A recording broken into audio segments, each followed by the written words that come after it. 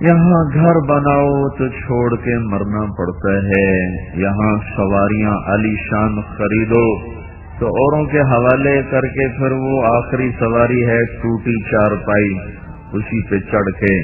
زیر زمین اترنا پڑتا ہے۔ سنگ مرمر کے فرش بناؤ، کیم خواب کی چادریں بچھاؤ اور عالی شان میں سہریاں بچھاؤ اور اوپر برقی قمقمیں لگاؤ اور عالی شان قسم کے بستر بچھاؤ، لیکن ایک دن اسی بستر سے لوگ اٹھاتے ہیں اور ایک لٹھے کے کپڑے میں چھپا کر جا کر زیر زمین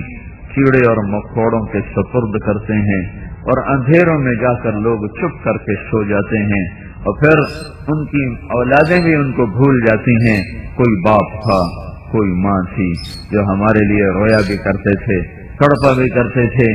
یہ میرے بھائیوں